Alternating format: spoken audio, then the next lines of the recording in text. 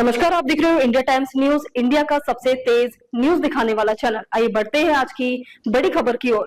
सिंधु जल समझौते पर भारत का नया प्लान, अब एक और बड़ा झटका झेलेगा पाकिस्तान। सिंधु जल समझौता स्थगित करने के बाद भारत ने पाकिस्तान को एक और झटका देने की तैयारी की है।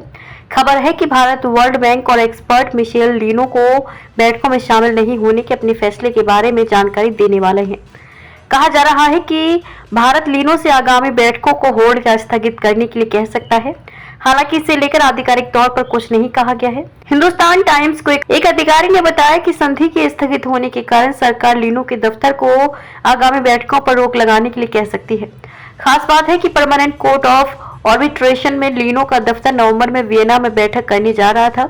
खास बात है कि पीसीए ही पाकिस्तान की तरफ से किशन गंगा और रतले बांध को लेकर उठाए गए विवाद का निपटारा कर रहा है। मामले के एक जानकार ने बताया, चूंकि संधि स्थगित हो चुकी है तो संधि के तहत न्यूट्रल एक्सपर्ट विवाद के समाधान में शामिल नहीं होंगे। भारत ने 22 अप्रैल को जम्मू और कश्मीर के पहलगाम में हुए आतंकवादी हमले के बाद सिंधु जल समझौता स्थगित करने का ऐलान किया था। बांध पाकिस्तान ने पहली बार साल 2006 में झेलम नदी पर बनाए गए भारत के 330 megawatt Kishan Ganga hydro electric project पर आपत्ति जताई थी।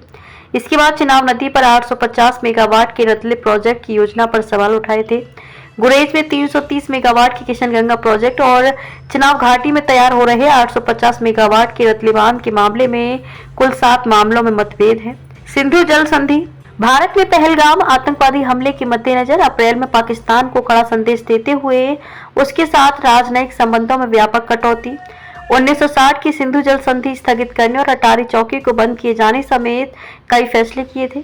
सरकार ने भारतीय उच्चायोगों में तैनात लोगों की कुल संख्या घटाकर 55 से 30 करने, पाकिस्तानी नागरिकों को दक्षिण वीजा छूट योजना SVES के तहत भारत की यात्रा करने की अनुमति नहीं देने समेत कई कदम उठाए थे।